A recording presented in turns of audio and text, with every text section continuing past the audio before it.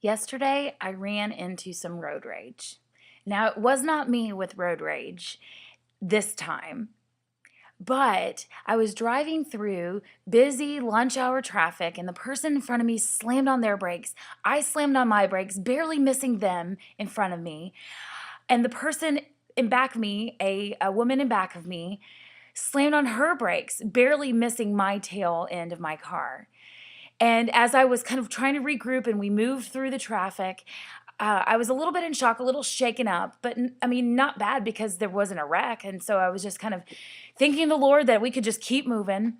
And in the next light, the female in back of me was still, in back of me. And actually, at this point, she was honking her horn at me, cussing at me. I think she even flipped the bird at me a couple of times. And I think she was trying to get me to pull over. And I just kept going, kind of oblivious because I didn't do anything wrong. The person in front of me had been the one to slam on their brakes, causing me to slam on mine.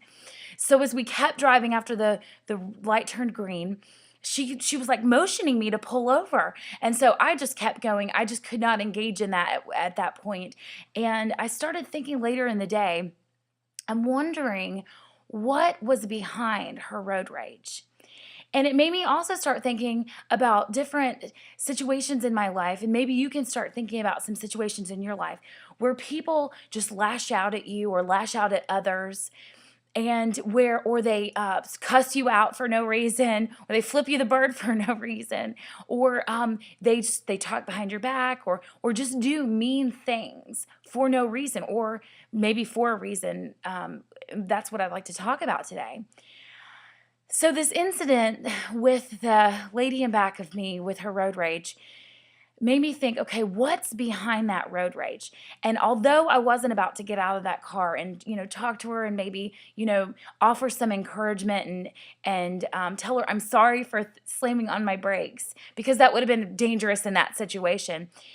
I'm thinking about all those people that I mentioned before, and instead of lashing out back at those who maybe yell at me or we get in a confrontation, I think I'm going to try to take a step back and look at the situation and maybe put myself in their shoes and take a look at where they are in their life that might cause this underlying problem for their quote unquote road rage.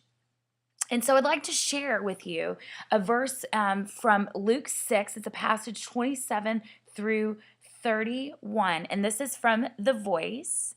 And I've used this translation before, and I love this translation. It's brand new.